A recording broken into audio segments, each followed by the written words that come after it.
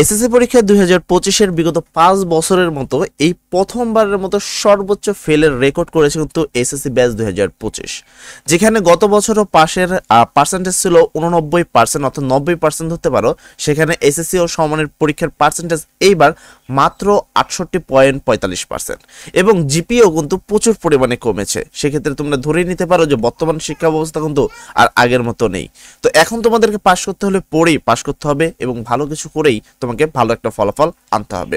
সে সম্পর্কিত একটি প্রথম আলোর একটি পত্রিকায় বা প্রতিবেদন তুমি দেখতে পাচ্ছ, যেটা আজকের কিছুক্ষণ আগে প্রতিবেদনটি প্রকাশ করা হয়েছে। সেখানে বলা হয়েছে এসএসসি ও সমমানের পরীক্ষায় পাশের হার 68.45%, কমেছে জিপিএ 5। এখানে যদি বিস্তারিত দিয়ে কথা বলি, এবার এসএসসি ও সমমানের পরীক্ষার পাশের হার ও জিপিএ দুটি কমেছে। এবার পাশের হার 68.45% এবং জিপিএ 5 তোমার মাত্র 1,39,032 জন, যেখানে গতবার কিন্তু এর থেকে প্রায় 3 গুণ ছিল।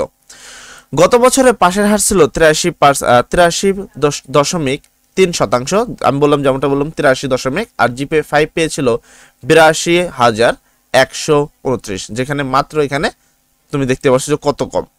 আজ বৃহস্পতিবার 10 জুলাই এসএসসি ও সমমানের পরীক্ষার ফল প্রকাশ হয়েছে। এবার ফলাফল প্রকাশ উপলক্ষে আনুষ্ঠানিকতা রাখা হয়নি।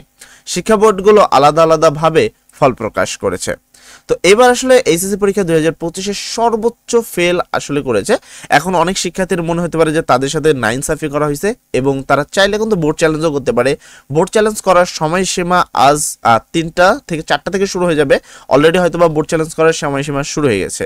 এসএমএস এর মাধ্যমে বোর্ড চ্যালেঞ্জ করতে বর্তমান 150 টাকা পর্যন্ত তোমাদের ফি পর্যন্ত লাগতে পারে। তবে তোমার ভাগ্য, তুমি পরীক্ষা করে দেখতে পারো এসএসসি পরীক্ষার বোর্ড চ্যালেঞ্জটি করে। সবাই ভালো থাকবা, সবার জন্য দোয়া করি। আসসালামু আলাইকুম।